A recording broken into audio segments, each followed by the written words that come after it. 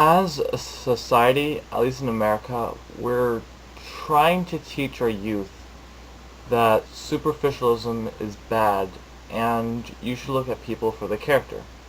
Now, that's very true and a very noble thing to teach.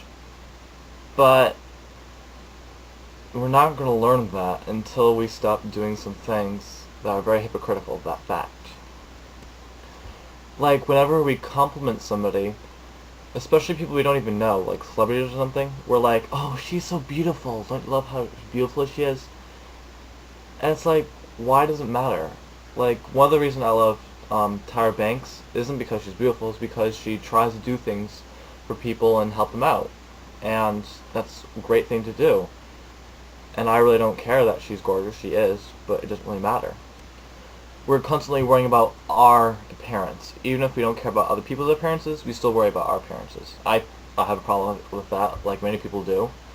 And I know I'm not going to perfectly learn the lesson of looking past beauty until I look past my own, whether or not I have it, you know what I mean, and see myself for who I am. And that includes worrying about your weight, and that doesn't mean you should be unhealthy. Like, if you're fat, you should lose weight not to look nice, but so you can be healthy.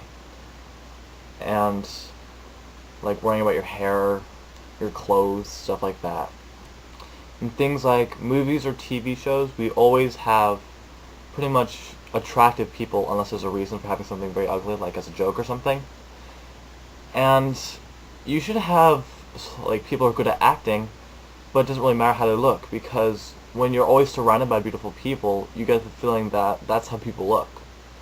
Like, there's this picture of a girl who got in a car crash, and her face, her hands, her entire body was pretty much burned, and she looked very, very horrifying. She didn't even look human anymore. But eventually, after I kept looking at that picture after a few days, she didn't look so ugly anymore. I could look into her eyes and see emotion. And that was really cool because suddenly everybody became beautiful. So if you're only looking at beautiful people, like in your Vogue or your movies or whatever, then people that don't look like that aren't going to be beautiful. So those things, among other things, are what are keeping us from learning that very valuable lesson of looking past appearances. And until we get rid of those things, we aren't going to learn the lesson. So, try your best. Bye, guys.